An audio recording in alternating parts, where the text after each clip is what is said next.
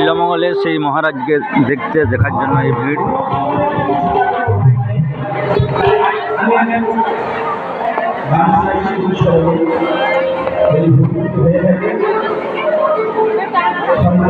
এই যে বিল্বমঙ্গল আশ্রম,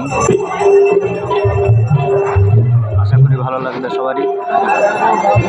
জয়দেব এলে এই জায়গাটা অবশ্যই আসবেন। সবাই জানে না বা জানা হয় না সবারই পক্ষে। এখানে বাউল মঞ্চ,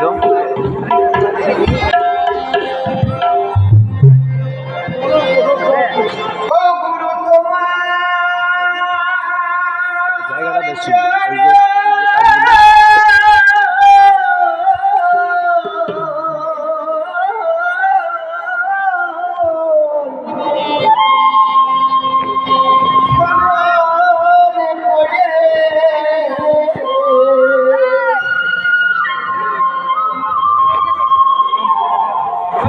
তুমি